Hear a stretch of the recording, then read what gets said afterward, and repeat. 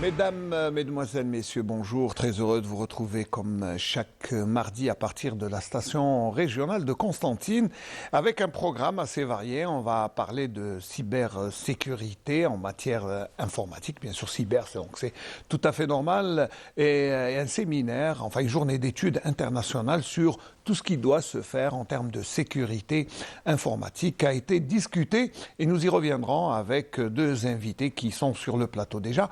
Ensuite, nous allons revenir également sur la journée internationale des personnes handicapées et on terminera avec une solidarité artistique avec nos frères palestiniens. Mais avant de commencer, je voudrais d'abord rendre hommage à un grand monsieur qui nous a quittés hier, enfin il a été enterré hier, un grand homme de la radio, quelqu'un qui aura marqué plus de 25 ans, 30 ans de radio, omniprésent. Jamel Boukercha, Rabbi yarhamou, était plus qu'un frère, un ami, un mentor. C'est quelqu'un qui nous a accompagnés. Nous, à l'époque où nous étions très jeunes et on commençait à la radio, et c'est quelqu'un qui nous a encouragés, il nous a montré la voie. Il détient deux records difficiles à battre. D'abord, il a une quinzaine de Coupes d'Afrique des Nations couvertes. Ça veut dire qu'il a fait un peu plus. Un jour, je lui ai demandé combien tu as fait de pays en Afrique. Il a fait pratiquement plus de 30 pays sur le continent africain. C'était l'Africain, Jamel l'Africain, comme on l'appelait. Et il a fait un grand nombre, je ne sais même plus combien, de Tours d'Algérie cyclisme qui était un peu son petit dada, comme il disait. Et puis, c'est vrai qu'il diffusait la bonne humeur comme il diffusait les informations chaque matin avec son hat-trick. Moi, je l'appelais hat-trick, mais lui, il aimait le dire « bonjour, bonjour, bonjour ». Il va nous manquer. Rabbi yarhamka Jamel, et j'en profite pour présenter nos sincères condoléances à toute la famille Boukercha de Salompé. Voilà, ça c'est la vie, elle continue et je crois qu'il aurait voulu qu'on continue à diffuser l'information comme nous le faisons. Alors, le premier plateau de ce Bonjour d'Algérie à partir de Constantine va s'intéresser à la cyber-informatique. Vous savez, moi, c'est pas vraiment mon dada, mais j'ai le plaisir d'accueillir d'abord Boulam Abdelkarim Di Ramzi, comme ça je ne me trompe pas, exactement, qui est enseignant et qui a organisé cette journée scientifique. C'est ça, je ne me trompe pas. Exactement. Très bien. Et avec vous, vous nous avez ramené Benayoun Fares, qui est expert voilà, en cybersécurité. C'est ça, je ne me suis pas trompé, Fares. Oui, très bien. Moi, je ne suis pas très au fait de l'informatique ni de la cybersécurité. Je sais seulement, enfin, basiquement, je croyais que j'avais besoin d'un antivirus seulement pour être protégé. Non, pour aujourd'hui, ça sera l'occasion pour vulgariser un peu le concept auprès de nos chers spectateurs, téléspectateurs. Donc, et voilà. Alors, le thème, pourquoi avoir choisi d'abord la cybersécurité Très bien. Et non pas cybercriminalité? Très bien. Voilà. Permettez-moi tout d'abord de remercier Canal Algérie. Vous remerciez, vous, cher ami Ismaël, pour cette invitation. Je reviens sur le contexte dans lequel l'événement a été organisé.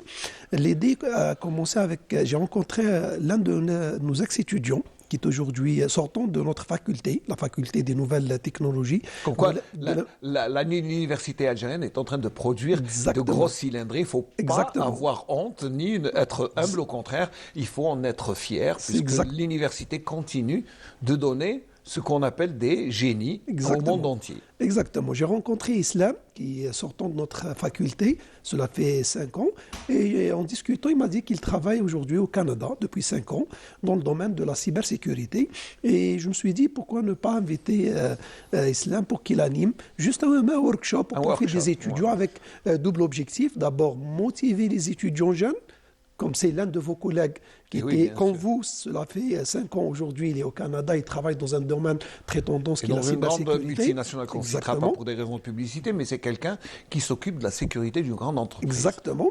Et après, en parlant avec Madame la doyenne de la faculté, professeur Zizet Boufaïda, On salue au Monsieur passage. le recteur de l'université, professeur Lakhdar Hamina Youssef, donc ils nous ont fortement encouragés à donner plus d'importance à l'événement et on est parti sur cette optique. Donc on a fait impliquer 5 universités de l'Est algérienne qui sont l'université de Guelma, l'université d'Oum el-Bouaqi, l'université de Khenchla et l'université de Mila. Ça veut dire que vous avez été altruiste, vous n'avez pas voulu rester voilà, au sein seulement de l'université de Constantine et vos étudiants, Exactement. mais vous avez fait bénéficier les universités mitoyennes, voisines. Voilà. Exactement. Et on a impliqué également des partenaires socio-économiques, mais surtout des professionnels du domaine, à savoir la gendarmerie nationale et la police scientifique. Et donc, le cocktail a fait un programme très riche. Non, il faut reconnaître que ça a donné un programme assez riche. Exactement. Et puis très diversifié. Exactement. Alors, bon, pour ne pas le laisser comme ça silencieux, on va juste lui demander quel axe il a développé dans ce séminaire, notre ami Benayoun Fares.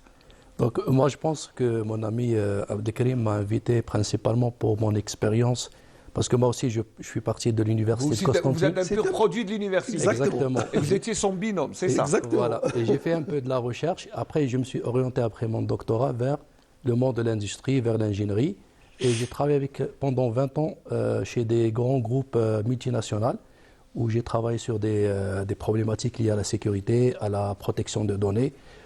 Notamment, j'ai travaillé sur les systèmes d'échange d'informations entre les systèmes de l'État en France, entre la CEPAM, la Sécurité sociale et les impôts, etc. Voilà, les différentes structures. Voilà, donc on avait un système d'échange sécurisé. Après, j'ai travaillé sur un projet pour la protection des frontières d'un pays arabe. Donc, qui a été développé par une société européenne. D'accord. Donc, ça nous a permis d'avoir une panoplie d'expériences que vous avez partagées dans ce séminaire. Exactement. Et je suis là pour parler de ces expériences-là et pour les conseils et les éléments à prendre en compte pour éviter les risques. Très bien. Alors là, voilà, on a planté un peu le décor. On va juste regarder le reportage parce que c'est important de voir les images de ce séminaire. Après, on aura toute la latitude de parler de ce qui a été fait, surtout des bienfaits, des bénéfices de ce genre de rencontres au profit des professionnels, mais aussi des étudiants. Très bien. Reportage.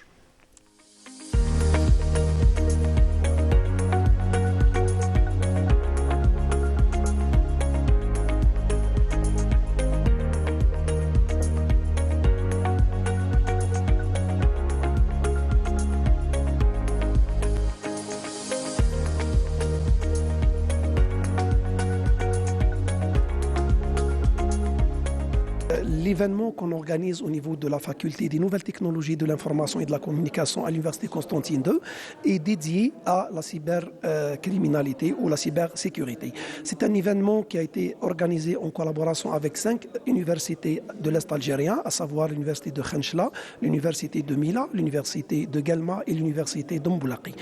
L'événement est également organisé en collaboration avec le laboratoire régional de la police scientifique et le laboratoire régional de la gendarmerie spécialisée dans la criminologie. Donc l'événement va contenir 4 conférences spécialisées dans le domaine qui vont être présentées par des experts nationaux et internationaux de Canada, l'Angleterre et également des experts algériens. أستاذة بن حميدة، أنا جات من جامعة 8 ماي 45 من ولاية قالمة. حضرت معهم اليوم لتبادل المعارف وليحضروا جانب تطبيقي، وخاصة أنا عندنا في جامعة قالمة مجموعة من الطلبة والدكاترة اللي يخدموا ولا اللي عندهم ديجا مواضيع مقترحة في الميدان تاع الأمن. اليوم سي لوكازيون باش ينميو هاد المعارف ويزيدوا يشوفوا يعني عن قرب الميادين اللي نقدر نتعاملوا فيها وكيفية حماية هذه المعلومات ومدى أهميتها بالنسبة للطلبة وبالنسبة لنا كأساتذة. أستاذ بن الشيخ الحسين ماجد، دكتور في جامعة ميلا. حضرت مع طلبة من الماستر في المستويين سنة ثانية ماستر وسنة أولى ماستر. في زوجهم أوبسيون ستيك sciences et technologies de l'information et de la communication, et I2A اللي هي intelligence artificielle et ses applications. بيان سور ملتقى كما هذا ملتقى في الامن السيبراني هو ملتقى مهم جدا للطلبه. اول حاجه باش يوعيهم على مشاريع مستقبليه تقدر تخدم الاطارات الحكوميه والادارات الخاصه ثاني. دونك امر مهم بزاف باش نوجدوهم نحو بحث علمي وبحوث مشاريع جد مهمه في المجال الامني وفي المجال اللي يقدروا يشوفوا من عبر الورشات وعبر هذا الدروس هذه التقديمات امور مهمه لهم. دونك تطور وتوثق الجانب النظري اللي يشوفوه في الجامعه.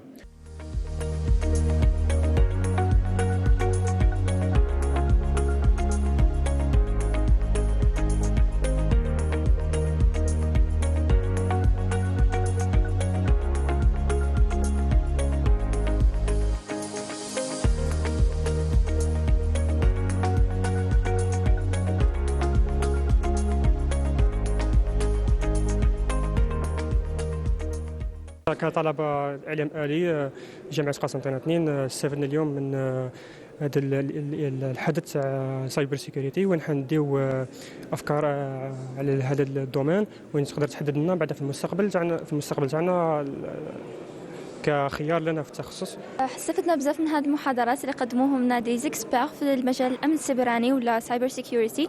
استفدنا من المعلومات تاعهم من الخبرات تاعهم خصوصا اللي كانوا يشتغلوا في شركات عالميه وهذا الشيء فادنا بزاف في مجال الامن السيبراني اللي نقدروا نقولوا عليه بلي راهو مجال الاهتمام تاع الناس بكل. في هذه الاوقات اللي عادوا كاينين هاكرز وكاين لي زاتاك على حوايج بزاف وعاد عندنا البروبليم تاع الجرائم الالكترونيه.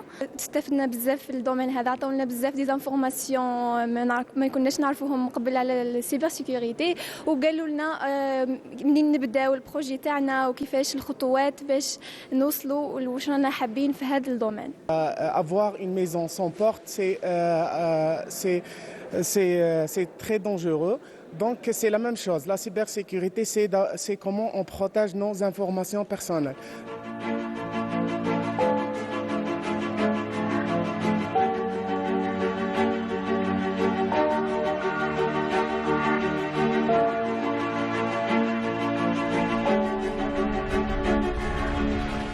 Voilà, je crois qu'on a une meilleure idée et surtout, je crois que le dernier intervenant a peu résumé ce qu'est la cybersécurité. C'est bien, on va mettre des portes et des fenêtres dans sa maison pour se protéger.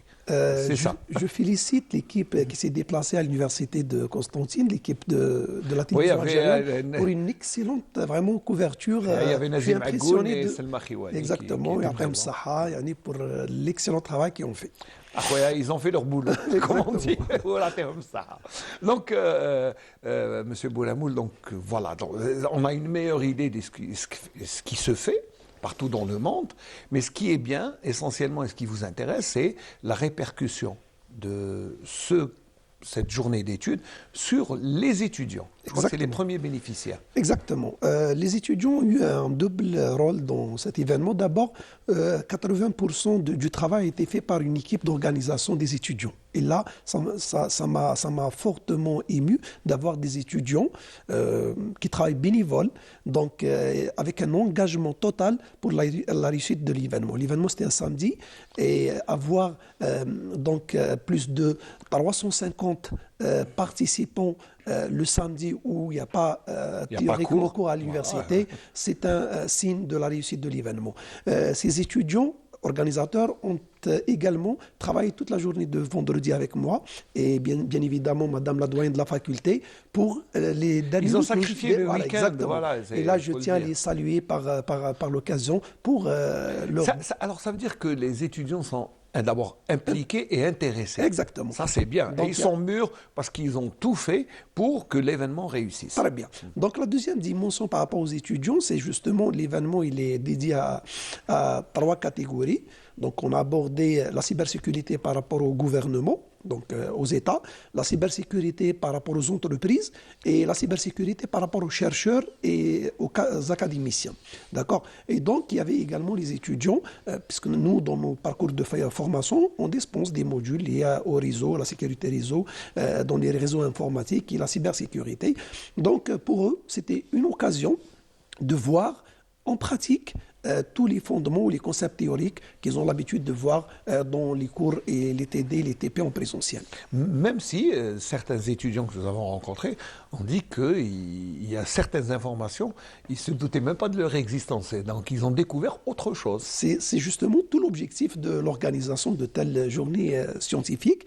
Je tiens à signaler également que les intervenants qui ont animé les 6 workshops et conférences sont un pur produit de l'université algérienne.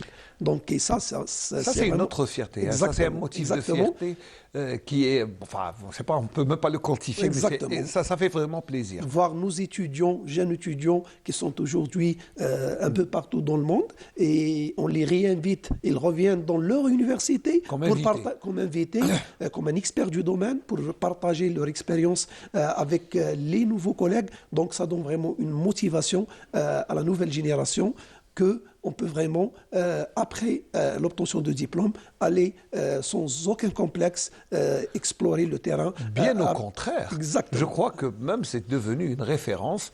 Notre ami Fers, c'est l'exemple type, puisque vous avez fait l'université algérienne, fait, oui. Vous êtes sorti, vous êtes un pur produit de l'université. Après la fin de vos études, vous êtes allé en Europe, et puis vous êtes revenu. Donc ça veut dire que quand même, il y a de la valeur chez nous. Faut pas en avoir honte. C'est ça. Exactement, ça nous permet d'apporter des conseils. Et notamment, ça nous a permis de montrer aux étudiants les risques pour les individus et pour les organisations, pour les entreprises. Donc, à chaque fois, malgré tous les efforts qu'on met en place pour protéger les entreprises, l'élément clé, ça reste toujours l'individu. Donc, il faut les sensibiliser à la sécurité.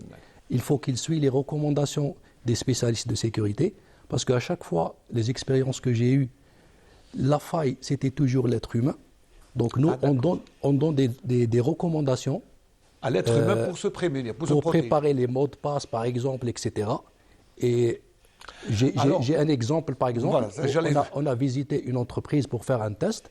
C'est un grand groupe d'armement. Il y a des documents sur les missiles, etc. Et en attendant leur expert, donc il n'est pas venu ce jour-là, un ami a testé un mot de passe 1, 2, 3, 4, 5, 6, 7, 8, et on est entré au système. Donc, malgré les protections... Dans un grand pays européen. Exactement, un grand groupe très renommé mondialement. Et le mot de passe était un mot de passe très simple. C'est ce genre de mot de passe, c'est des mots de passe qu'on peut craquer en quelques secondes. En quelques secondes. Non, donc, ça veut dire qu'il ne fallait pas être vraiment... c'est toujours l'être humain. Voilà. Donc, votre rôle, c'est justement d'interpeller les êtres humains que nous sommes à mieux se protéger. Alors, comment mieux se protéger? Quels sont les moyens? Quelles armes utiliser? Quels boucliers plutôt utiliser pour se protéger d'une manière informatique? Voilà. Donc, il y a la partie outils et systèmes de protection et la partie sensibilisation et formation des utilisateurs et des individus. Donc, à chaque fois qu'on a eu des failles, ça vient des êtres humains et parfois des gens qui n'ont pas suivi des recommandations, qui ont pris à la légère certaines pratiques. Alors, qu'est-ce que vous avez recommandé lors de votre intervention à l'université? Qu'est-ce que vous avez recommandé aux étudiants pour mieux les éclairer sur la cybersécurité? Pour les individus, il faut renforcer les mots de passe, il faut éviter d'installer des applications qu'on ne connaît pas, il faut éviter de répondre à des mails, même si ça vient par exemple de la mairie ou d'un organisme connu. Il faut éviter parce on a ce qu'on appelle des mails de phishing, ça permet d'envoyer des mails officiels, mais par des hackers. Et ça permet de récupérer des informations sensibles, des cartes bancaires, ce genre d'informations. Justement, j'allais vous dire... Qu'est-ce qu'ils vont récupérer?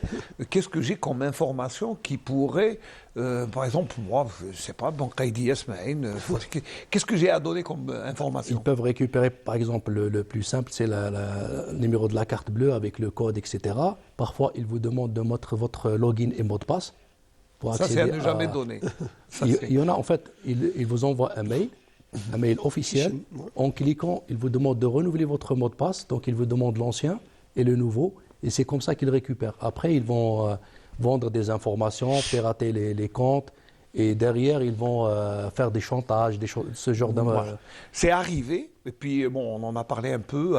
Je crois que même nos amis de la Sûreté nationale, de la gendarmerie ont communiqué sur ça. Exactement. N'est-ce pas? Exactement. Ils ont notamment présenté des exemples réels de crimes liés à la cybercriminalité qui ont été résolus par les équipes de la gendarmerie et de la police. Ils ont cité d'excellents exemples concrets du terrain, donc liés à la société algérienne, et vraiment, et comment ils ont pu utiliser leurs compétences, le matériel à leur disposition, pour faire face et mener des enquêtes, parce que, par exemple, le laboratoire de la police scientifique, ce sont des experts, c'est-à-dire dans tout ce qui est enquête et preuves numériques dans ce domaine. Alors, qu'est-ce qu'il faut faire attention exactement? C'est l'utilisation. Bon, là, vous dites, vous faites peur, sincèrement, ne pas répondre à un email, alors que c'est simple. Nous, on dit, bon, on consulte. Exactement, c'est compliqué. Et c'est très compliqué. On a fait des tests. On envoie à une entreprise qui a une dizaine de milliers de salariés. On a envoyé un mail, mais c'est un mail, en fait, on a joué le rôle d'un hacker. Donc, le mail officiel avec le logo, etc. Généralement, les mails, c'est des mails qui vous mettent la pression pour répondre. Attention, pour des raisons de sécurité, il faut installer ce logiciel. Il faut renouveler son mot de passe rapidement dans les 24 heures, etc.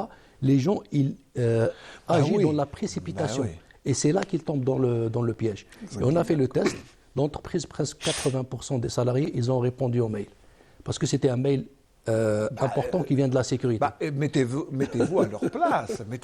Écoutez, moi, je reçois un email de mon employeur. Voilà, par exemple, mon administration m'envoie un email me demandant rapidement de lui fournir mes informations. Je ne peux pas dire non. Généralement, il faut regarder l'envoyeur.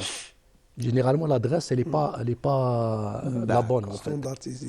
Parce qu'il ne peut pas utiliser une adresse officielle. Donc, il prend une adresse, il met donc, le premier nom du coup d'œil, alors premier geste de sécurité, c'est la bonne. Voilà, premier geste de sécurité, c'est regarder qui vous envoie. Ça, c'est important. Exactement, c'est ça. Et après, bon, voir, si on me demande mon mot de passe, je crois que le mot de passe, il est personnel et personne n'a le droit de le connaître. Ouais. Donc à chaque fois, généralement, on reçoit un mail, par exemple, d'une société algérienne, Sonalgaz ou je ne sais pas quoi. Là, il faut aller sur leur site officiel et essayer de se connecter sur son compte pour éviter de cliquer sur le lien qu'on a reçu par mail. Donc, maintenant, par SMS ou... Alors, autre chose que l'on a au quotidien avec notre smartphone, le smartphone est déjà, je crois que c'est le premier, c'est la première porte ouverte à la cybercriminalité. C'est ça, c'est mon téléphone. Parce que quand j'installe une application, on me demande l'autorisation d'enregistrer. D'aller au fichier, d'aller aux images, de prendre des photos. Exactement. Je me demande, une application, qu'est-ce qu'elle fait de mon son, de ma voix? Pourquoi l'application, elle accède à un jeu simple, pourquoi il accède au contact? Exactement. Il demande l'autorisation d'accéder au contact. Donc parfois, il faut se poser la question, pourquoi il accède aux photos, pourquoi il accède... Donc il faut limiter les autorisations à ce genre d'application. Avec 2 milliards de téléchargements d'applications par an, le risque de virus, des malwares, des spyware, etc. Donc ça augmente. Et on parle de 6 000 milliards de dollars de dégâts en 2022 et ça va arriver jusqu'à 10 000 milliards en 2025. Le coût de la on revient sur le chiffre. 10 000 milliards 6 000 milliards. 6 000 milliards, c'est déjà constaté. Ça va aller jusqu'à 10 000 milliards. 6 000 milliards de dégâts. Voilà, ça c'est le prix. Moi, j'ai travaillé juste chez un opérateur télécom en Europe pour les fraudes des micro-paiements. C'est-à-dire qu'il y a des applications qui coûtent 50 centimes, parfois comme chez nous, pour activer pour activer la musique, etc. 60 millions d'euros par an de fraude. Et les gens, ils ne font pas attention parce que ils reçoivent la tonalité, vous avez 5 dinars pour la tonalité, etc., alors que vous n'avez pas demandé. Ce genre de fraude, ça coûte 60 millions par an. Ouais, faut pas Très bien. c'est bien de le savoir parce que bon, là, on vous envoie, vous écoutez telle musique d'attente et vous Ouais, payez. exactement. Et c'est pour ça que des fois, quand on remplit notre compte, quand on met du crédit, tout de suite, on vous enlève 5, 50, Voilà, exactement, 30, pour une action 20 qu'on n'a pas demandé. qu'on n'a pas demandé. Il y a Juste beaucoup pour- d'arnaques dans ce genre de... Mais les sociétés, généralement, l'opérateur, on a installé un système anti-fraude pour essayer d'éviter ce genre de... Donc, généralement, les entreprises, ils font le maximum pour éviter essayer, les fraudes. bien sûr, de et malgré protéger ça, leurs les clients. cyberattaques Mais- continuent. On a fait un test une fois, on a branché un ordinateur, parce que là, vos ordinateurs, tablettes, ça passe par les fournisseurs d'accès, par les opérateurs, etc. Nous, on a installé un ordinateur directement sur Internet. On a des milliers d'attaques par minute. Par minute. C'est impressionnant. Les attaques viennent du monde entier. Donc les attaques, Bah oui, comme on est relié. heureusement qu'il y a Ouais. l'opérateur qui Ça, c'est- protège, il y a le fournisseur d'accès, après on a les antivirus, on a des firewalls, etc. Vous ne croyez pas, Monsieur Boulamoud, que ça serait bien de vulgariser encore plus le thème, parce que je ne crois pas que ça concerne seulement vos étudiants. Exactement. Justement, c'est l'une des perspectives qui a été lancée à la fin des journées oui, des scientifiques. recommandations, Voilà, comme on dit. c'est de faire déjà, donc on est sur une réflexion, que l'événement soit périodique et on l'organise à chaque fois dans une université différente. Donc ça sera à l'université de Galma, nos 5 universités partenaires. Mais je tiens également à signaler que la cybersécurité ne se limite pas uniquement au mail. Aujourd'hui, il y a une nouvelle tendance qui est l'intelligence artificielle. Alors oui, Il y a ce qu'on appelle les fake vidéos. Donc, on peut simuler la voix et la photo de La voix, la Smaïl. photo, voilà. Une vidéo de Smaïl qui est en train de chanter, de donner carrément une information sensible. Et tout l'enjeu, c'est comment faire la différence entre un vrai Smaïl qui est en train d'animer Bonjour l'Algérie et un Smaïl qui est en train d'animer Bonjour l'Algérie, mais simulé par les outils de l'intelligence artificielle. C'est vraiment aujourd'hui...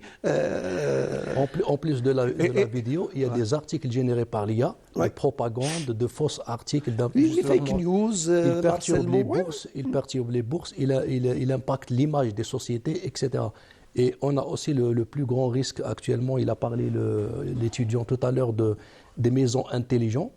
Maintenant, on peut attaquer à distance pour ouvrir les stores, ouvrir les portes, attaquer les voitures automatiques, donc pour faire des accidents, attaquer les drones et les robots militaires. Donc il y a Donc, tout un... non, mais là, je ne sais pas devenir un défi, paranoïaque. en fait. On a peur. Non, mais c'est vrai que ça fait peur tout ça. C'est pour ça que les métiers de la cybersécurité, maintenant, ça prend de plus en plus Alors c'est tendance, d'importance. c'est Donc, vraiment c'est la tendance, la tendance.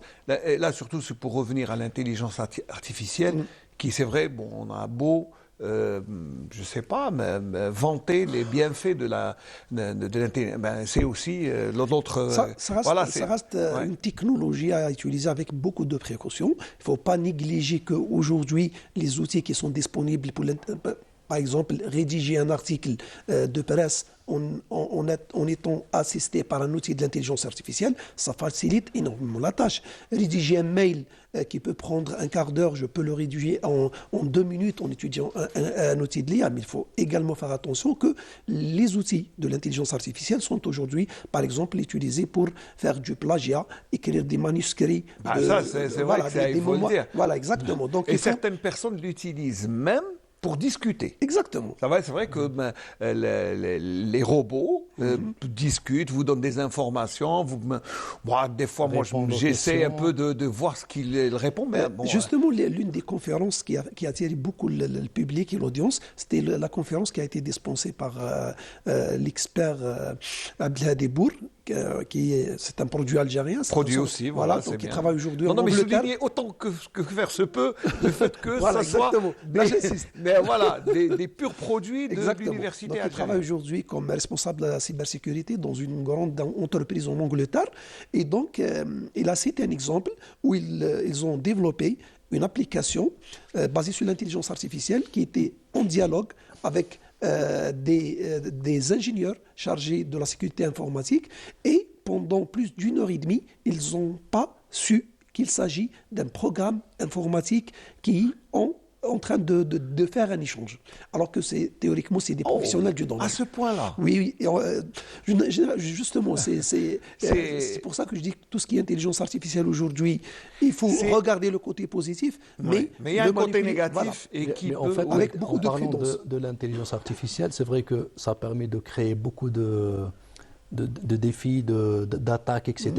Mais en fait, l'intelligence artificielle est utilisée aussi pour défendre aux cyberattaques. Exactement. En fait, les systèmes, ils apprennent et ils permettent d'automatiser des tâches et de répondre automatiquement aux nouvelles attaques. Donc l'IA, elle permet aussi de détecter les attaques venues par l'IA. Donc, ça, c'est une bonne utilisation de l'intelligence Exactement. artificielle au profit de très utile pour la sécurité. Exactement. Donc, utiliser des outils basés sur l'intelligence artificielle pour détecter des fraudes ou des menaces ou des vulnérabilités générées par des outils basés sur l'intelligence artificielle. Et ça, aujourd'hui, donc, dans nos laboratoires de recherche, il y a beaucoup de thèses de doctorat donc, qui se proposent, qui se fait dans le domaine sur des thématiques vraiment très sensibles liées à ce domaine. Et je crois que là, c'est une ouverture extraordinaire pour créer des petites entreprises en sécurité. Et les startups, là, c'est vraiment... et c'est pour ça qu'il y a un flux vers le département informatique chaque année. C'est pour ça, Là, vous venez de parler d'un sujet vraiment très, très, très important. Aujourd'hui, dans l'université algérienne en général, avec les recommandations de la tutelle, et plus particulièrement au niveau de notre université, avec les recommandations de monsieur le recteur, madame la doyenne, donc les PFE, les projets de fin d'études de Master 2, vont également être inscrits dans le cadre du décret ministériel 1275, donc qui encourage les étudiants à faire un projet de fin d'études qui peut donner lieu à la création d'une entreprise start-up et avoir le label start-up avec tous les privilèges qu'ils peuvent avoir derrière. Je crois qu'il y a on a encore beaucoup de choses à dire, mais bon, malheureusement, le temps imparti arrive à la fin. Mais alors, comment peut-on conclure? On va conclure avec notre ami Fares Benayoun. Alors, qu'est-ce qu'on peut recommander aux gens? Vous savez, tout le monde nous regarde, hein, c'est pas seulement des informaticiens ou des jeunes, des moins jeunes. Donc, c'est bien, quels conseils on leur donne d'abord pour se protéger? En fait, il y a un défi de la cybersécurité, mais aussi il y a beaucoup d'opportunités. Donc ça permet aux plein de sociétés de faire des solutions, de proposer des nouvelles architectures. Pour les individus, donc les conseils, c'est surtout éviter d'installer des logiciels qu'on ne connaît pas, éviter de répondre à des messages qu'on n'a pas, à des abonnements qu'on n'a pas fait. Quelqu'un qui reçoit un mail, il a gagné au loto alors qu'il n'a pas jamais joué. Donc quand c'est très beau, il faut éviter. Il y a quelque chose qui cloche. Donc il faut éviter de répondre à des inconnus. Il faut éviter d'installer des choses qu'on ne connaît pas. Et les sociétés de l'autre côté, ils font le maximum pour essayer de protéger les individus, soit sur les téléphones, soit sur les ordinateurs. Et voilà, c'est notre travail, donc il y a beaucoup de nouveaux métiers dans ce domaine-là. Je crois qu'on est appelé à se revoir pour donner plus de conseils, ou peut-être on va essayer de créer, je ne sais pas, une rubrique comme ça où on doit donner. Pourquoi pas. Vous allez nous aider. Chronique, Alors, et pour terminer, on a fait les recommandations, la journée d'études, les gens qui sont venus là. Bon, je pense que c'est une idée pour déjà préparer une autre rencontre. Exactement. Là, on a fait la plateforme, donc la première assise, et l'étape suivante, c'est d'attaquer des axes de la cybercriminalité par axe vraiment spécialisé, et c'est ce qu'on compte faire. Donc, on est en train de faire une réflexion très prochainement. Donc, on va lancer la deuxième édition dans un autre établissement universitaire, donc avec les mêmes objectifs. Messieurs, je vous remercie. Merci à vous. Ça fait plaisir de voir des jeunes Algériens. Je vous considère comme jeune. Hein. Voilà, vous êtes encore jeune. Jeune, je suis. Non, mais c'est une grande fierté que d'avoir des gens et des personnes comme vous. Ça fait plaisir. Surtout que vous êtes encore à l'université. Vous êtes là pour encore former d'autres jeunes et puis surtout les orienter. Et là, les axes qu'on a développés ensemble là sont très très intéressants. J'espère qu'on aura le temps et toute la latitude de développer tout ça à travers d'autres émissions. Ça sera avec un grand plaisir. Le plaisir est sûrement pour nous et pour nos amis téléspectateurs qui nous suivent et qui nous regardent. Et voilà, donc on va changer de sujet, mais tout en restant à l'université, puisque d'abord je vais vous inviter à revenir sur une journée qui s'est tenue au sein de l'université, justement sur les médias. Et oui, voilà, les médias, nous aussi, parce que c'est important, parce que je crois, nous, on sert de relais à tout ce qui se fait, et c'est bien d'en faire une journée d'études à l'université 3 de Constantine, où il y avait bien les professionnels, avec une table ronde qui a été un espace d'échange entre journalistes, étudiants, mais aussi enseignants et professionnels.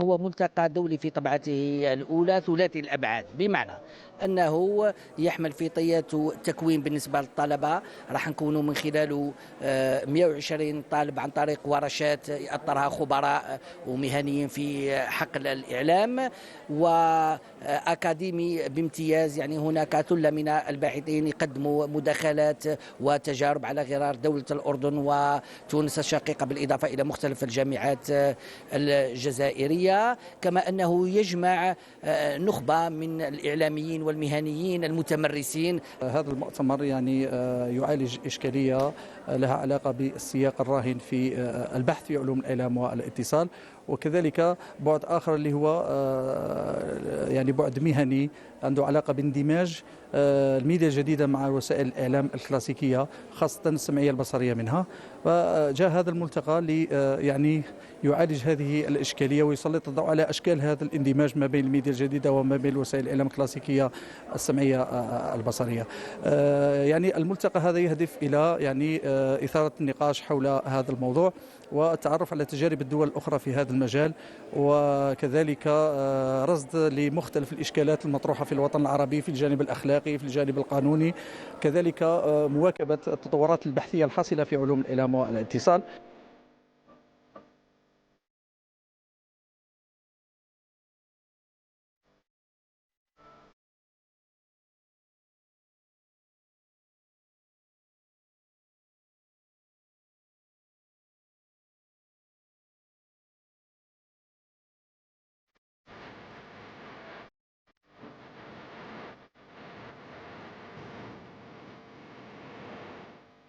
أكثر وسائل الإعلام تأثرا بالميديا الجديدة هي الصحافة المكتوبة، وحاليا يعني لم تعد هناك، لا يمكن القول أن هناك صحافة مكتوبة بأتم معنى الكلمة، لأنه الكل تكيف مع التطورات التكنولوجية مع الميديا الجديدة وأصبح لديه منصات بهذه التكنولوجيا الحديثة. نحن دائما ننتقد التكنولوجيا وتأثيراتها على الإعلام، ولكن في هذه الأزمة تبين أن الميديا الجديدة لها دور كبير في إحداث التوازن من حيث تدفق المعلومة. هناك مائدة مستديرة طبعا سنناقش من خلالها مسألة استخدامات الميديا الجديدة في وسائل الإعلام التقليدية. سنتحدث عن كيفية الانسجام والتعايش بين هذا المستجد التكنولوجي الجديد وبين وسائل الإعلام التقليدية حتى يبقى المسار الإعلامي مسارا تكامليا بين هذا الجديد وبين وسائل الإعلام.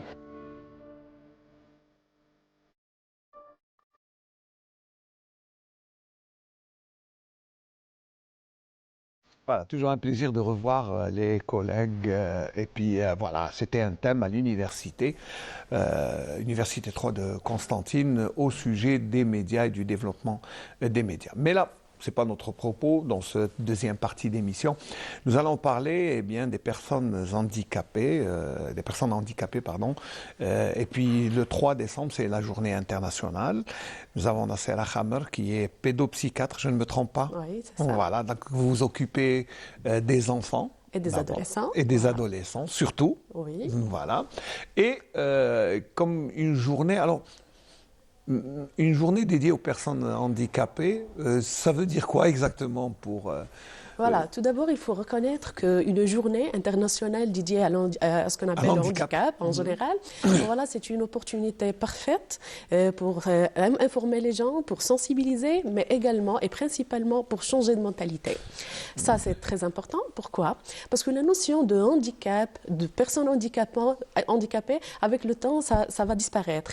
Il y a ce qu'on appelle la situation de handicap. Qu'est-ce que ça veut dire situation de handicap? C'est-à-dire on ne se focalise pas uniquement sur l'individu, sur ce manque, ce déficit, mais beaucoup plus on se focalise sur les conditions de l'environnement qui vont limiter l'activité de la personne, sa productivité et sa participation dans la vie. Alors, qui est handicapé? Alors, c'est vrai, il faut définir l'handicap, il faut bien, c'est quoi? Voilà. Qui est handicapé? Personnellement, et comme tous les scientifiques le disent, on ne va pas parler de handicap et handicap, on va parler de la situation. Alors, c'est une situation où l'individu trouve des difficultés, une limitation à pratiquer, à vivre et surtout à faire face aux exigences de la vie. C'est ça la situation de handicap. Alors, cette situation de handicap peut être causée par plusieurs causes, on va dire. Ce sont les types de handicap en général. Pour la plupart, et comme idée reçue comme cliché traditionnel, le handicap, c'est le fauteuil roulant. Voilà. Ou avoir un membre de moins. Voilà. En général. Et paradoxalement, ce genre de handicap ne constitue que 2% des cas de handicap, de situation de handicap. Voilà. Donc, en réalité, il existe deux types pratiquement de handicap ou de situations de handicap. Et il y a les situations visibles et les situations invisibles. Voilà, physique et... pas tout à fait, parce que dans les situations visibles, il y a les handicaps moteurs, les handicaps sensoriels, auditifs ou visuels, mais dans les situations invisibles, il y a beaucoup de types. Par exemple, les handicaps mentaux, comme la déficience mentale, c'est connu. Et il y a tout ce qu'on appelle handicap cognitif, c'est le cas de dégradation de la mémoire, par exemple, chez les sujets âgés. Et il y a ce qu'on appelle aussi le handicap psychique, c'est l'ensemble des pathologies psychiatriques, notamment la dépression, le TOC, le trouble obsessionnel compulsif.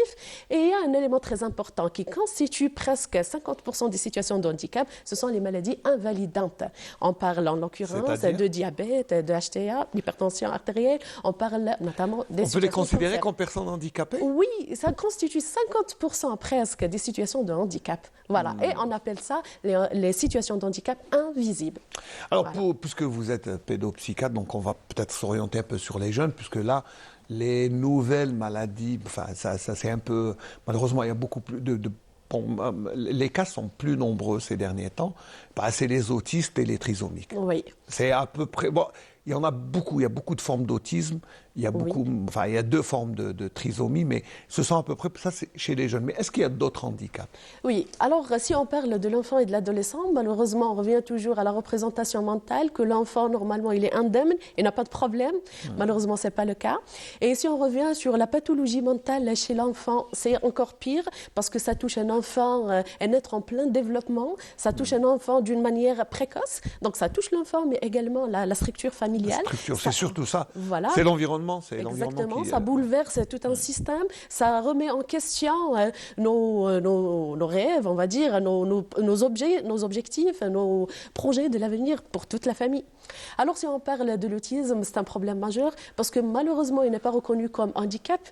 Malgré que c'est un handicap social, ça peut être associé à d'autres types d'handicap comme l'handicap mental, mais globalement, l'autisme, c'est un trouble, laissez l'enfant tranquille, essayez de l'aider, mais chez vous.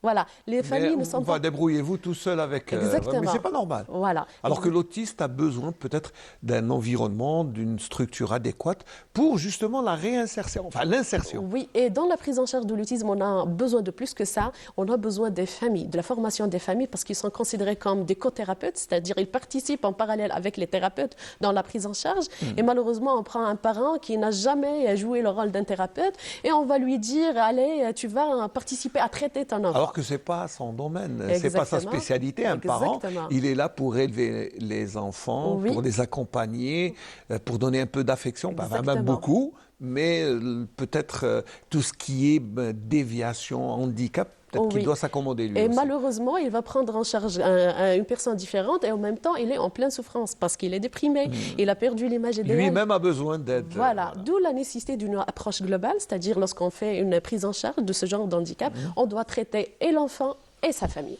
Voilà. Alors, comment justement les ramener à ces personnes handicapées, comment les ramener à être plus sociables, plus communautaires? D'accord. Et quels sont les moyens? Alors, tout d'abord, il faut comprendre une entité très importante. Le point de départ, c'est vraiment la société. C'est une question de représentation mentale. C'est-à-dire, le handicap dans l'esprit des gens est vraiment réduit à quelques paramètres. Souvent, c'est la charité. Donc, on voit un mesquin qui nécessite de l'aide. Oui, non, bon, c'est moi, pas ça. C'est voilà. handicap. Moi, ça, c'est autre chose. Exactement. Ouais. Mais en réalité, l'enfant ou l'adulte qui a un type ou une situation de handicap a besoin de plus que ça. Premièrement, il a besoin du respect. On doit respecter la personne dans sa globalité. C'est un être vivant avec son déficit ou pas, avec ses difficultés ou pas, mais également, et là, ses points positifs. Okay. Oui. Donc, il a besoin du respect, il a besoin des opportunités pour s'exprimer, il a besoin de l'écoute, il a besoin de l'empathie. Ce sont des nécessités, on va dire, préliminaires pour commencer son projet de vie. Ouais. Alors, dans la prise en charge des gens en situation de handicap, le point de départ, c'est de leur poser la question où vous imaginez de retrouver après 10 ans, 20 ans. Ce n'est pas la question d'aujourd'hui. Est-ce que vous avez... C'est la projection vers l'avenir et comment y arriver, c'est surtout se donner des objectifs. Exactement. Et ce n'est pas une question d'argent. Est-ce que vous avez besoin d'une aide financière ou pas? C'est important. Je ne dis pas que ce n'est pas important. Mais quand même, il y a d'autres attentions qui sont plus intéressantes dans le domaine de la prise en charge de l'handicap. Alors, la prise en charge de l'handicap, il y a aussi le regard des autres, parce que c'est important. Comment regarder cette personne? Comment est-ce qu'on doit lui montrer que, peut-être montrer un peu trop d'affection, c'est lui faire mal, lui faire sentir que c'est une personne handicapée, alors que non. Et il faut peut-être, des fois, non, j'ai vu certaines personnes se comporter comme si c'était une personne valide. C'est pour essayer de lui faire oublier cette barrière qui va parfois dans la tête. Hein. Oui, ici on parle du retentissement psychologique du handicap d'une manière générale. Certainement, il y a beaucoup de personnes avec de différents types de handicap qui arrivent à s'en sortir et à être même créatifs et une source d'inspiration pour les autres, entre guillemets, non handicapés. Voilà. Alors, le point de départ, c'est quoi? C'est que la personne, pour être productif, pour sortir du statut de l'handicap, il a besoin de quoi? Il a besoin d'un soutien, d'un environnement soutenant, respectueux et tolérant. Parce qu'avec une certaine difficulté dans la vie au quotidien, on a besoin d'une tolérance. Et n'oubliez jamais que si on a un simple mal aux dents, on va être un peu anxieux, on va être un peu irritable. Oui, alors si on a un manque d'un membre, par exemple, un déficit sensoriel ou un problème psychologique, psychique sévère, comment on va être sur le plan psychologique? Donc on a besoin d'une grande tolérance de la part de notre entourage. Alors là, c'est bien qu'il y ait des activités, des jeux, c'est bien ça, ça fait oublier. Et c'est ce qu'a fait l'association des trisomiques 21 de Constantine, avec bien sûr l'aide de mécènes, de bienfaiteurs qui ont donné gratuitement l'accès aux jeux pour cette association. Nous étions dans les parages avec la réalisatrice Sarah Yerlef, on était présents. Et là, ça fait vraiment plaisir de voir les jeunes, comment ils s'expriment. Regardez le reportage. السلام عليكم. عجبوا الألعاب كامل ونشكر السيدات وصحابي ونشكر والديا وسيداتي. مليحة عجبتني روعة. عجبني ماطو وهذاك لا في كرة السلة. عجبني الألعاب. زيد؟ لعبت بزاف إيه. ممكن صحة. شكون تشكر؟ مشكل هذا. هازمني. بزاف؟ هازمني بزاف. شكرا. شكرا على هذه المبادرة. شو الهدايا بطيراتها؟ ايه فرحانة. نعجبوني انا بزاف. لا نعطيكم صحية وتعمير، نعطيكم صحة، نحبكم وشكرا وميرسي بوكو. بشوفك خير ان شاء الله. بشوفك خير معنا. لعب مليح. شكرا للصحة.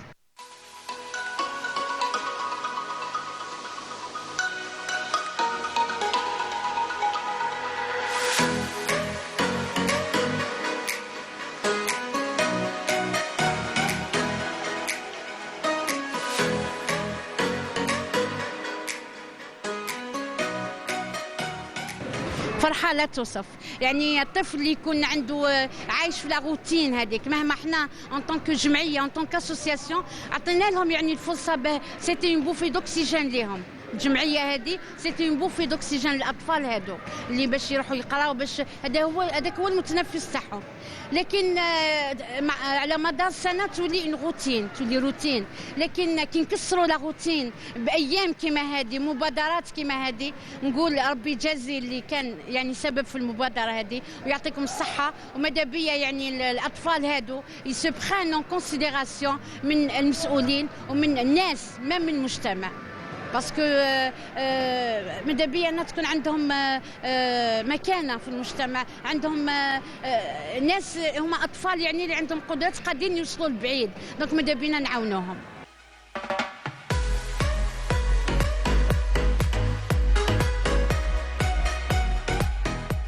مرضى بحاجه كل اسبوع كل يوم الى كيس دم. نتمنى انه كل مواطن يتوافد بقوة إلى مركز نقل الدم لقوله تعالى ومن أحيا فكأنما أحيا الناس جميعا. اليوم استضفنا أطفال من ذوي الهمم في الاحتفال بيومهم العالمي، وحبينا نقول لكم باللي هذه الفئة ما يحتاجوش فقط نهار باش يديروا فيه فرحة وباش يكون عيد، لازم إن شاء الله يكونوا ديما فرحانين وديما يلقاو الاستقبال ويلقاو القبول من طرف الناس ويتعاملوا معهم على اساس انهم ناس عاديين وناس عندهم طاقات ان شاء الله.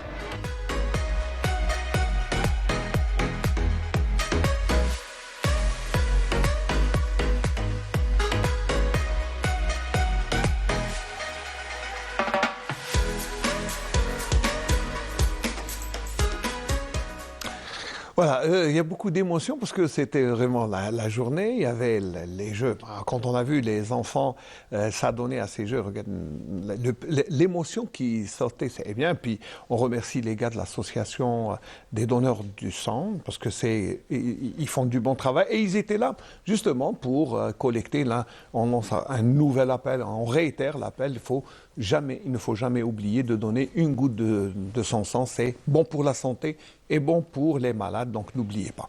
Donc là, ce genre d'activité, je pense que c'est le meilleur moyen de faire sortir l'handicapé de sa routine habituelle.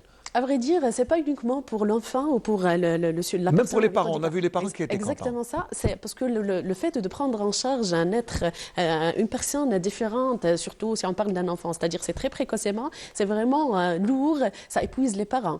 Donc de telle occasion, ça permet aux parents. Ça décharge un peu. Exactement, ça les soulage et ça permet également le fait de partager des émotions, comme vous l'avez déjà dit, des partages entre les différents parents, les soucis, on partage les soucis, les intérêts, on discute.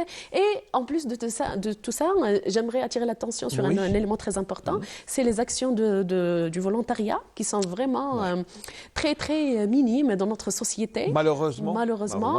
On devrait avoir plus de volontariat, de pensée, même s'il faut reconnaître qu'il y a quand même beaucoup de gens qui s'adonnent ça, mais ce n'est pas suffisant, on va dire. Exactement, c'est pas suffisant. Il y a toujours des insuffisances, il faut le faire, parce que comme j'ai déjà dit, les parents ont besoin d'un soutien de la société d'une manière générale.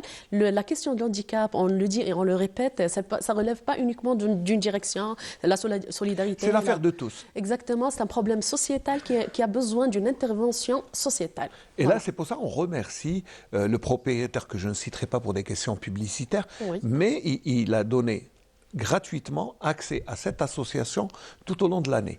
Donc pour les enfants, à chaque fois qu'ils le désirent, peut-être une fois par semaine, ou chaque fois, ils sont les bienvenus gratuitement. Là, c'est important. Et là, c'est la contribution sociétale. Exactement. Ça, c'est la participation de l'environnement pour le bien-être de ces personnes. Exactement. Alors ça me rappelle la question de la promotion de la qualité de vie en général des sujets en situation de handicap. Alors, en général, on va dire l'OMS, l'Organisation mondiale de la santé, elle préconise quoi? Elle préconise des activités dirigées aux sujets en situation de handicap en disant pour, avec et par. Pour, c'est-à-dire on va les aider, on va promouvoir leurs compétences. Oui. Et elles ont des compétences, ces personnes, il ne faut pas oublier. Oui. Ouais. Avec, c'est-à-dire en partageant les activités, les intérêts et les étapes de leur vie. Et par, c'est-à-dire on doit promouvoir leur capacité à créer. C'est-à-dire ils doivent être productifs sur le plan sociétal et ça détermine et définit ce qu'on appelle le bien-être social. Voilà. Alors sur le plan productivité, on revient sur la question de l'handicap parce qu'on ne parle pas uniquement des enfants, on parle de futurs adultes. Oui, voilà. On doit les préparer à la vie adulte, à leur autonomie ultérieure. Cela nécessite des compétences de base. La moindre des choses, c'est la capacité d'exercer un travail, un boulot. Voilà. Et pour la question de travail, ça c'est important. On doit avoir l'esprit d'adapter et d'aménager les lieux de travail par rapport au sujet en situation de handicap. On ne parle pas uniquement pour le handicap visible, et il y a le handicap invisible. Et oui, parce que ce qu'on voit, c'est identifié, mais ce qu'on ne voit pas, ça peut... Justement, comment l'identifier, comment le cerner, comment le... Oui, ça nécessite beaucoup de travaux, voilà. Mais l'idée, c'est quoi? C'est d'initier l'idée en général. Si on prend l'exemple d'un médecin qui présente une dépression chronique, donc il prend des médicaments, c'est une maladie chronique, elle est invalidante, mais sur le plan travail, il n'y a pas d'aménagement, il est obligé de faire des gardes de nuit. Donc, c'est un handicap, il nécessite un aménagement de sa structure et de son rythme de travail. Ça, c'est important. Alors, on attire l'attention sur ce qu'on appelle les entreprises qui embauchent des sujets avec un handicap ou en situation de handicap. Ça, c'est parfait. La loi... Je crois que la loi, elle est claire. 3% du personnel doit être une personne... on dit handicapé, mais bon... mais 3% du personnel de toute entreprise doit... Et on peut les utiliser. Il y a même certains centres de formation comme celui de Aïns Mara. L'année passée, ils ont fait une formation spécifique aux trisomies dans le jardinage. Très bien, parfait. C'était une action ponctuelle qu'ils ont fait là, mais une expérience à renouveler. Voilà, ce genre d'initiative, c'est à louer. Oui, tout à fait. Mais également, on parle des start-up, parce qu'il y a les start-up. On en parlait tout à l'heure en matière informatique. C'est faisable, c'est faisable. Oui, on peut créer notre propre projet, même si on est en situation de handicap. Ça, c'est important. Mais tout ça nécessite une autre représentation mentale du handicap, c'est-à-dire mon enfant qui a un handicap, je dois le préparer pour être autonome. Je ne dois pas assurer une hyper-protection et à la fin, on tombe sur un sujet qui est là, qui est tout à fait mesquin, qui demande que de l'aide. Qui a besoin d'aide. Voilà. Alors, c'est vrai que l'aide dont a besoin une personne handicapée, c'est surtout à être indépendant. Exactement. C'est la première, je crois que c'est la première clé pour sa survie. Parce que si on parle de survie, là, c'est parce qu'on prépare l'avenir. Il ne faut pas s'enfermer. Voilà. Et là, la personne handicapée, on n'a pas besoin seulement d'une journée, je pense, c'est tout au long de l'année. Je crois qu'on est d'accord sur ça. Oui, tout à fait, tout à fait. Et on revient sur la question du désir d'émancipation. Voilà, ça c'est un besoin pour tout le monde. C'est un être humain. Exactement. Pourquoi épargner les sujets avec un handicap? Voilà. Il faut les inclure dans notre vie, il faut les accepter et il faut surtout accepter la différence. Voilà, parce qu'on le dit, on le redit, qu'on peut tous tomber dans une situation de handicap. Schématiquement, si on prend un sujet avec toutes ses capacités mentales et physiques et on le met dans une petite voiture, est-ce qu'il peut conduire avec toute la perfection souhaitée? Non, ça, on ne peut pas. Donc, il faut toujours aménager l'environnement et il faut accepter les sujets pour les aider à promouvoir notre vie. Et je crois que là, le message est pour toute la société, pour, entre parenthèses, on va y souligner, personnes valides, parce qu'on ne sait pas qui est vraiment handicapé. Il y a certaines personnes visibles, physiquement, elles sont valides, mais finalement, vous savez, dans la tête, il y a un handicap quelque part. Donc c'est pour ça, on demande aux gens d'abord de ne pas regarder d'une manière bizarre ces personnes. Il faut les accepter. Je crois que c'est ça, c'est déjà la première aide que l'on puisse pas. Puis c'est bien de louer ce genre d'initiative des personnes qui ont des structures comme ça. Hein. Ça c'est un parc d'attractions, mais à des piscines, ça serait bien parce que les parents ont beaucoup de difficultés à subvenir aux besoins. Exactement. Et puis troisième recommandation qu'on pourrait donner, c'est d'essayer d'utiliser leurs capacités. Et ces personnes ont des capacités à produire. Exactement. Surtout certains handicaps. Les handicapés ont cette manie de répéter le geste sans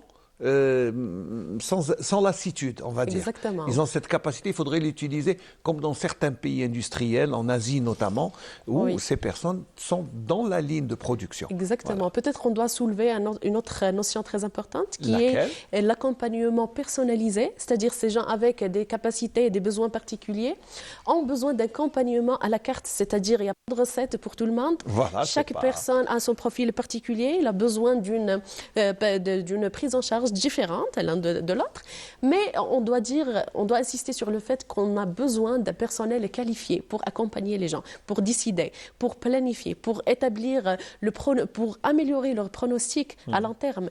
Donc la qualification nécessite certainement la formation, et la formation ça commence par les parents. Allez vous former, ça c'est important. C'est le premier conseil, c'est aux parents, c'est d'abord de s'informer, d'avoir des connaissances et d'accompagner. Et il faut revoir tout le temps l'efficacité de l'intervention des différents professionnels. D'accord ? C'est pas une question où j'ai pas où mettre mon fils, c'est pas ça la question. En général, c'est comme si on voulait se débarrasser. Non, il ne faut pas se débarrasser. Exactement. Il faut l'accompagner. Il faut l'accompagner. Et l'idée principale qu'on doit sortir peut-être aujourd'hui de cette journée, c'est qu'il faut projeter dans l'avenir, il faut créer le projet de vie. Cette personne, elle est capable de faire quoi dans 10, 20 ans? Que peut-elle donner? Qu'est-ce qu'elle sera dans 20 ans? C'est ça, c'est de se projeter et d'essayer de l'accompagner. Exactement. Et l'accompagnement, peut-être, nécessite une autre vision, c'est que n'importe quel type de handicap peut avoir un complexe, c'est-à-dire un problème surajouté. Il a le droit de faire une dépression, un problème psychiatrique, un problème physique ou mental. Donc, il faut toujours surveiller et suivre son médecin traitant. Le handicap ne se limite pas au jour où on a terminé l'intervention. Il a besoin d'une assistance à vie. Voilà. Alors, on terminera par ça, ou si vous voulez une dernière recommandation peut-être... ça, c'est pour le kidnap des citoyens, c'est pour tout le monde, monsieur tout le monde. Que doit-il faire, justement, et ne pas oublier qu'il y a des personnes qui souffrent de leur handicap? Alors, on revient pour dire l'inclusion, l'acceptation de la différence. C'est une idée qui commence à un âge très précoce. Insérez ça dans l'esprit de vos enfants. Acceptez la différence parce qu'on ne sait jamais. Peut-être un autre jour, cet enfant qui est indemne de toute pathologie, peut-être il aura un autre problème qui nécessite l'attention et l'acceptation de la société. Voilà, c'est que l'handicap est l'affaire de tous et il peut survenir à n'importe quel moment. Il ne faut pas oublier qu'il y a chaque jour des accidents de la circulation routière et ça produit, ça c'est l'unité de production d'handicapés. Hein, il y a toujours...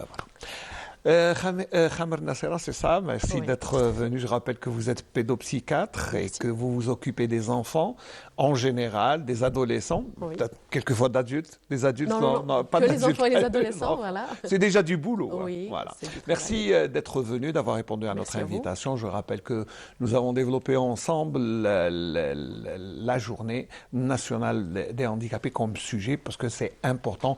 Et je vous rappelle que ça s'est déroulé le 3 décembre. C'est d'ailleurs le 3 décembre de chaque année et la journée nationale, c'est le 14 mars. Donc d'ici là, essayons de préparer d'autres événements, d'autres moyens d'accompagner ces personnes qui sont à la charge de tout le monde. Et on rappelle de tout le monde, pas seulement des institutions ou des parents, mais aussi de nous, dehors, parce que le regard déjà est très important.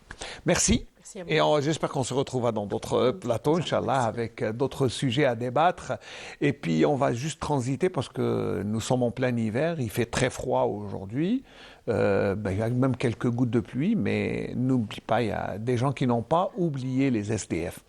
Et les SDF restent quand même à la charge de l'État, mais aussi de tout le monde. C'est vrai que la direction de l'action sociale a une action permanente durant l'hiver où elle distribue des repas chauds, comme beaucoup d'associations, à encourager d'ailleurs, mais aussi, elle fait des sorties avec la protection civile, les médecins, et tout pour essayer un peu d'alléger cette souffrance de ne pas avoir un toit. Notre consoeur Selma Khiwani s'est rendue avec une équipe spécialisée de la direction de l'action sociale dans une nuit d'hiver bien froide. Et là, ils ont essayé d'apporter un peu de chaleur à ceux qui en ont besoin.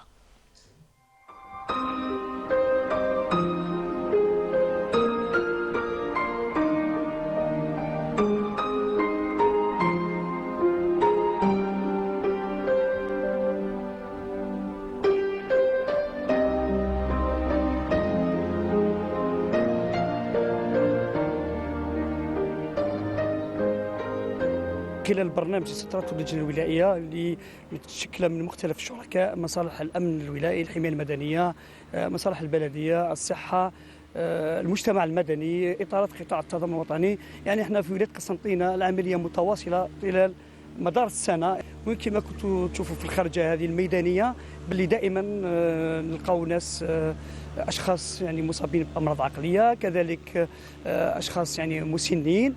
كاين اللي يعني تكفلنا بهم وحنا لحد الان متكفلين ب 40 حاله، من خلال يعني خاصه ان دائما ركزوا على الادماج في الوسط العائلي، وكذلك التكفل النفسي، ونسخرنا طاقم من الاخصائيين النفسيين وكذلك اطباء القطاع. وان شاء الله يعني في خاصه هذه الايام اللي تعرف بروده الطقس يعني كبيره جدا، راح نخرجوا بشكل يومي يعني. وهذه دائما الدوله وفرت مراكز من خلال المراكز اللي عندنا في قطاع التضامن الوطني، دار الاشخاص المسنين، كذلك ديار الرحمه، وعندنا الملحقه تاع العلمه، وكذلك عابري السبيل يعني هما يعني دائما نمشيو لمحطات نقل المسافرين ونتكفلوا بهذه الحالات. الايواء تاعهم ان مراكز مجهزه بكل اخر، عندنا الاطعام، المبيت، الوجبات ساخنه يعني، وما يباتوش برا. ومن بعد نمشيو العمليه الثانيه وهي التكفل والادماج في الوسط العائلي، وكذلك نستغلوا المنصه الالكترونيه اللي طلقتها وزاره التضامن الوطني والمسؤوليه القضائيه للمراه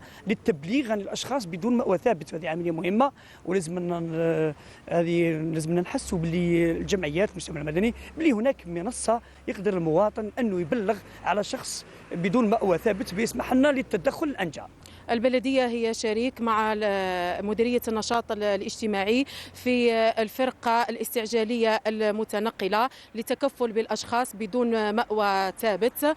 وقد لاحظنا بأن هنالك نقص بالنسبة للأشخاص بدون مأوى، وهذا راجع للعمليات المكثفة التي تقوم بها الفرقة بشكل يومي ومستمر. في الجانب الطبي هذه معاينة أولية، نشوفوا مع حالة الاشخاص هذو، من بعد يتم التوجيه لي كاب بسيكياتريك، نبعثوهم ديريكتومون لجبل الوحش. لي زوتر كا سورتو الاشخاص المسنين وين يكونوا عندهم امراض مزمنه، نشوفوا الحاله تاعهم ومن بعد نديهم دار الاشخاص المسنين، تما يتم التكفل بهم بشكل تام. الحاله هذه كانت في حاله هيجان شديد، كما نقولوا احنا في علم النفس، حاجه هيجان تعاملنا معها بواحد الطريقه، حبينا نتعاملوا معه بطريقه هادئه شويه، وكنا حابين نهديوه باه نقدروا نتكفلوا به في مستشفى الامراض العقليه. لكن هو هذا احساس يحس به اي واحد يعاني من اضطرابات عقليه، انه انعدام الثقه في الاشخاص الاخرين، انه خلاه انه ما يحسش بالامان كي يلقى هذا الحشد بكل معاه هنايا،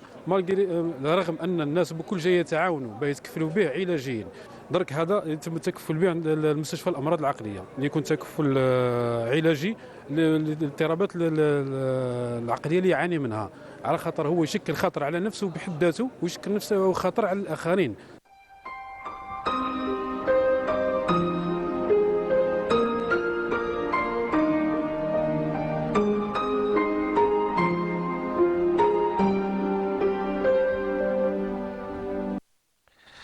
Voilà, donc on remercie notre consoeur Selma Khiwani qui est sortie avec l'équipe de la direction de l'action sociale, la protection civile, la sûreté nationale et aussi une équipe médicale. Donc c'est toute une équipe qui est sortie pour les SDF, pour ne pas les oublier, parce qu'il y a des gens, bon, vous savez, c'est des situations qu'on ne décrit pas et bon, ça peut arriver à n'importe qui. Donc apporter un peu de chaleur, un peu d'émotion aux autres, à ceux qui en ont besoin, comme ce qui est en train de se faire en matière de solidarité en ce moment pour justement essayer d'apporter un soutien moral à nos frères palestiniens qui chaque jour souffrent. Et puis tous les moyens sont bons, hein. Vous savez, l'Algérie est là pour apporter indéfectiblement son soutien. Peuple, artistes, gouvernement, je crois que c'est une raison d'État, mais une raison de toute une nation que d'être aux côtés de nos frères palestiniens.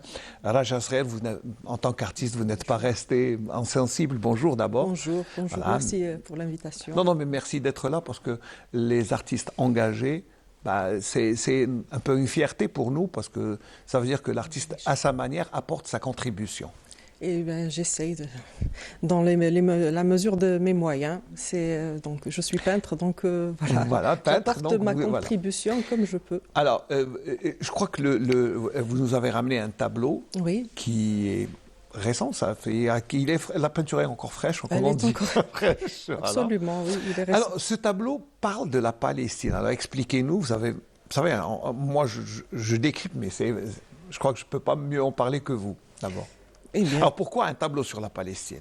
Eh bien, comme chaque être humain doté d'un minimum de sensibilité sur cette planète, pas uniquement les Algériens ou les musulmans, c'est la planète entière qui a réagi en faveur des Palestiniens.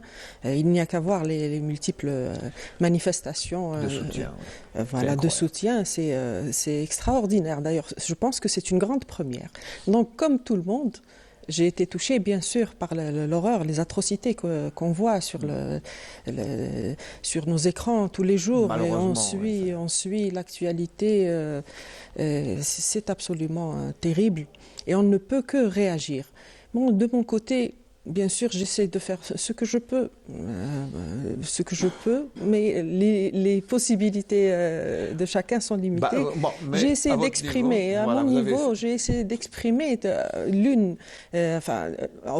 déjà, j'ai essayé un peu de maîtriser un peu les émotions que j'ai ressenties, hein, et donc d'en choisir une qui soit dans le sens qui reflète aussi, voilà, dans le sens de l'optimisme.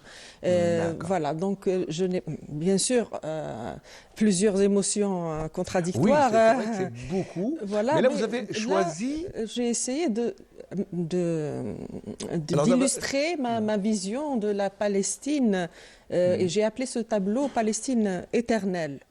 Palestine éternelle, elle est éternelle comme le sont les oliviers millénaires de la Palestine. D'ailleurs, je pense que le plus vieil arbre au monde se trouve en Palestine.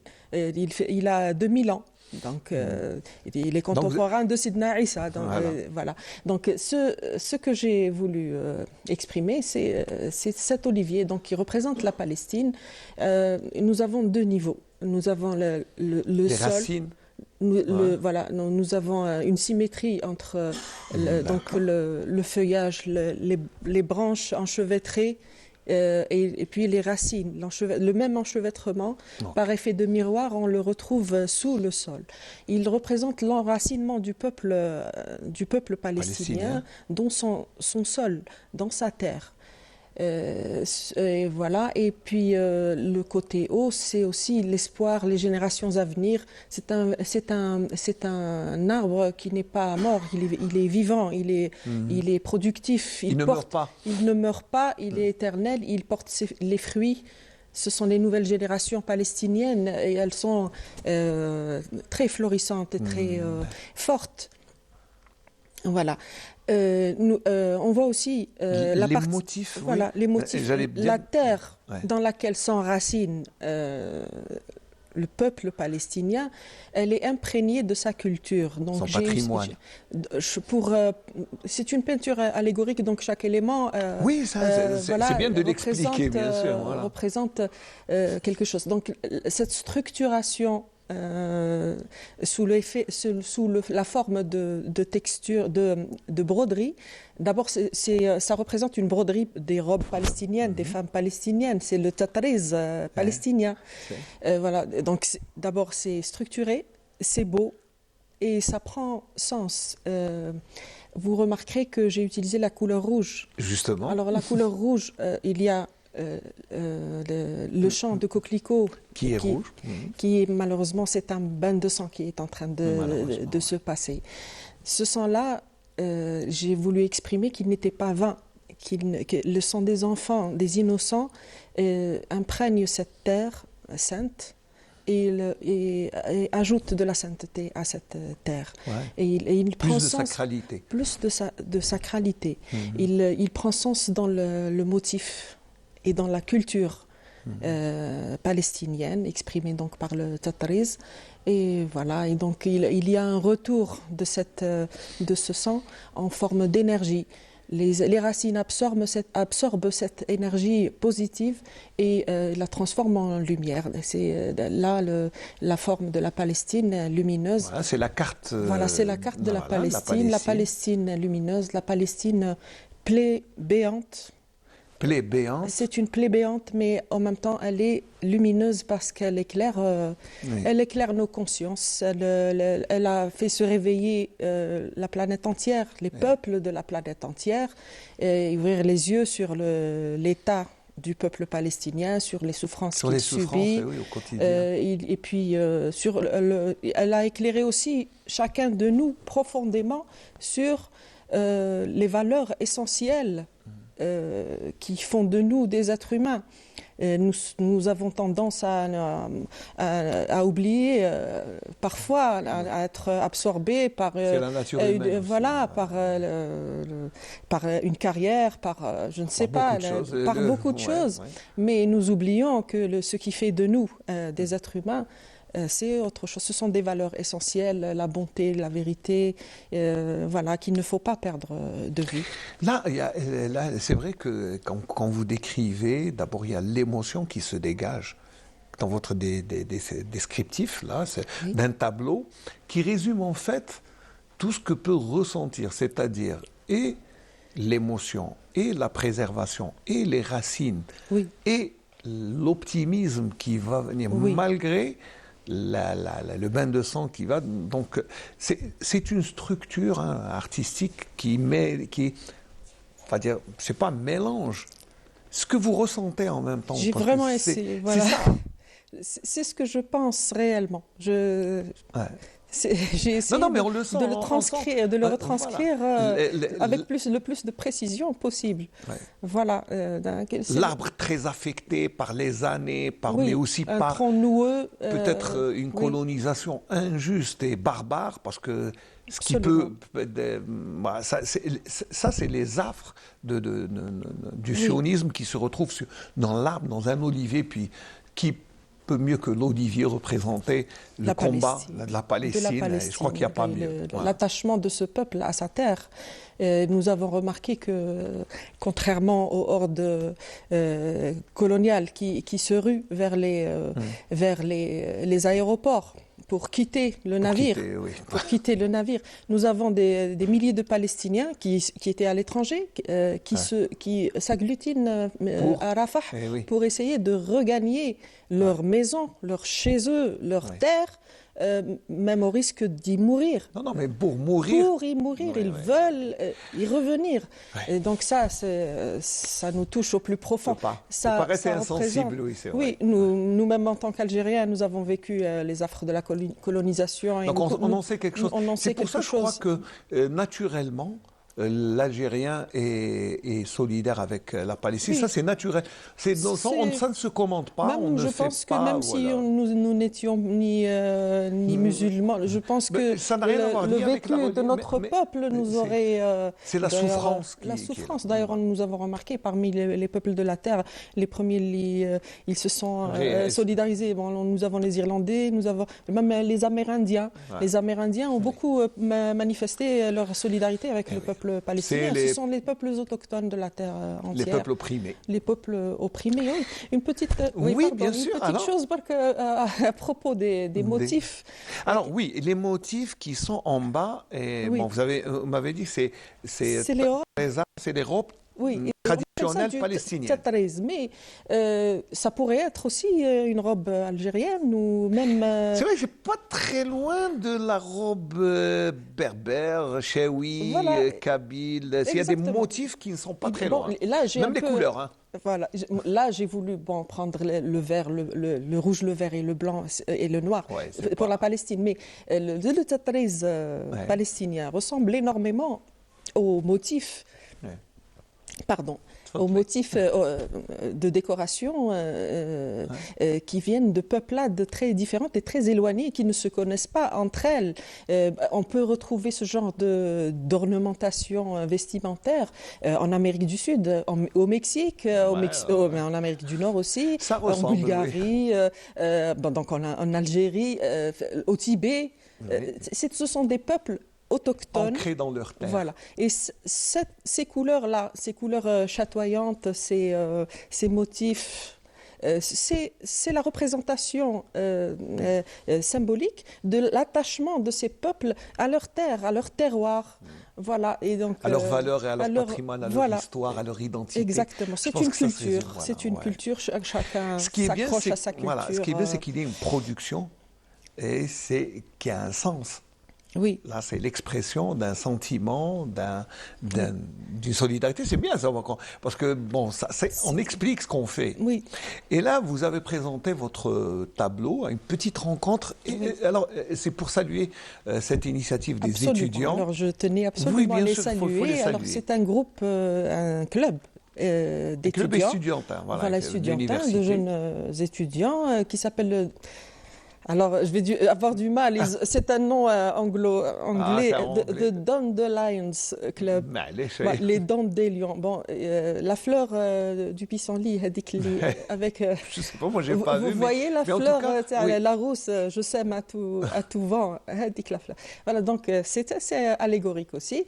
Donc c'est un groupe de jeunes étudiants très dynamiques et je salue Rokhaya. Bravo Rokhaya et tout le groupe. Je la salue et tout le groupe, bien sûr. Ils ont organisé, donc en solidarité avec le peuple palestinien, petite exposition. Une petite exposition au niveau de tableaux. la... J'ai vu quelques tableaux, voilà, à travers une exactement. petite vidéo, Donc, mais... ce n'était pas uniquement une exposition. Elle était aussi, il y avait aussi une conférence. Une conférence donnée par notre ami Husni Kitouni. Voilà, qu'on ne présente qu'on ne présente pas, il est déjà passé pour parler de la Palestine. Rani Al-Talif qui m'a eu voilà, et c'était vraiment passionnant. On a commencé par un exposé de M. Kitouni et puis un débat s'en est suivi. C'était très intéressant et voilà, je les remercie. Et les tableaux aussi, hein. Il faut dire qu'il y a eu d'autres tableaux, pas seulement le vôtre. Vous avez présenté, vous, à l'occasion. Je ne sais pas si vous n'avez pas les images. Non, on n'a pas les images, malheureusement. C'est dommage, mais les images des autres tableaux, oui. Chacun, après, il y avait du street art, il y avait beaucoup de tableaux très, très intéressants et excellents, Yanni, de la jeunesse, l'expression artistique. Une expression artistique de leurs sentiments envers cette Non, mais c'est bien, ce genre d'initiative, c'est bien. En plus, ça s'est fait dans une librairie. Oui, la librairie Bookzone. Que l'on salue au passage, voilà. qui organise et qui encourage. Oui, absolument. Notre ami Hassan, comme vous l'avez dit, est un grand supporter des jeunes et il les encourage, il nous encourage tous, d'ailleurs, Bachir. Non, mais c'est vrai qu'il est là pour toute production artistique et littéraire, ce qui est bien. Absolument. Surtout qu'elles sont de qualité, comme votre tableau, merci. Là, qui est... Bah oui, vous avez représenté tout ce que vous ressentiez, c'est bien. Parce qu'il y a d'autres gens, d'autres personnes qui s'expriment autrement, mais voilà. C'est une manière artistique d'apporter votre soutien. Et puis, est-ce que ça va donner, je ne sais pas, peut-être c'est le début d'autres tableaux sur la Palestine, d'autres? Est-ce que vous y pensez? Oui, là j'ai dû faire un choix parce que j'avais tellement d'idées. J'avais tellement d'envie à exprimer que j'ai dû faire un choix. Donc, comme c'était pour l'exposition Hadith, le club que j'ai activé, vous avez activé un peu pour essayer de la terminer réaliser. le tableau. Donc, j'ai choisi l'émotion sur laquelle je voulais mettre l'accent. Donc, l'espoir. C'est surtout ça. Voilà. Et d'autres tableaux, mais Inch'Allah, j'en ferai d'autres. Ça se bouscule dans ma tête. J'ai plein d'idées. D'ailleurs, je ne suis pas la seule. La production artistique en ce moment concernant la Palestine est florissante. Il n'y a qu'à voir sur le web. C'est vraiment... Pas seulement des tableaux, mais aussi des poèmes. Des poèmes, oui, absolument. À la télévision, vous savez, on reçoit chaque semaine des tableaux, des chansons, des poèmes. C'est mais merveilleux. surtout, ça vous fait plaisir en tant qu'artiste? Absolument, absolument. Je comprends. Je comprends les sentiments des poètes. Les poètes en herbe, même les jeunes, les plus... des sentiments à fleur de peau. Ils ne peuvent que réagir à ce genre de... Nous sommes tous obnubilés par les événements en cours. Nous y pensons sans arrêt. D'ailleurs, ça s'exprime par des posts sur les réseaux sociaux. Sans arrêt, voilà. C'est vrai qu'on remarque que l'artiste ou l'homme de lettres algérien produit beaucoup en ce moment, surtout sur les réseaux sociaux. Là, c'est devenu aussi un espace d'expression pour vous. Oui. Vous-même, moi j'ai vu, vous publiez des photos, des tableaux, des écrits, ça ne s'arrête pas. Oui. Pas seulement vous, mais pléiade d'artistes dont vous faites partie. Oui, c'est un espace d'expression extraordinaire où il y a une certaine liberté, bien qu'elle soit un peu réduite en ce moment pour des raisons que tout le monde connaît, mais quand même... Ça vous permet de vous extérioriser aussi, de vous soulager un peu. Oui, c'est très utile. Voilà. Peut-être un mot de fin avant de nous quitter, parce que là, d'abord, je vous remercie pour ce tableau qui est très beau. On vous encourage à l'exposer dans différents espaces. Inch'Allah, Inch'Allah, voilà. Je crois que si on vous fait appel, vous n'allez pas dire non pour exposer, bien au contraire. Voilà, peut-être avant de nous quitter, un dernier mot. C'est difficile de terminer. Mais terminer. De commencer, de terminer. Voilà. Eh bien, je termine en exprimant mon entière solidarité au peuple palestinien et mon espoir. J'espère que ça ira, que ça se terminera dans les meilleures conditions pour eux, Inch'Allah. Inch'Allah. Merci beaucoup, Raja Srej. Je rappelle que vous êtes artiste et puis vous avez peint un tableau très expressif de votre ressentiment et votre solidarité avec nos frères palestiniens, comme tous les artistes et les chanteurs. D'ailleurs, on va terminer avec une chanson de Nana Rayhan sur la Palestine. Comme ça permettra aux gens qui nous regardent de terminer avec cette solidarité avec nos frères palestiniens. J'espère que cette souffrance va s'arrêter et qu'ils iront beaucoup mieux. Merci Raja Srej d'avoir fait ce tableau et puis de nous avoir fait le plaisir et l'honneur d'être parmi nous ce matin à partir de Constantine, de la station régionale où nous avons suivi ensemble ce Bonjour d'Algérie qui a été un peu divers. Je vais remercier bien sûr toute l'équipe qui a travaillé avec moi pour nous permettre de traverser cette matinée ensemble. Et notre ami Yagoubi Nabil était à la réalisation avec toute l'équipe technique de la station régionale de Constantine. Merci, Inch'Allah, on se retrouve mardi prochain, Inch'Allah, pour un autre Bonjour d'Algérie.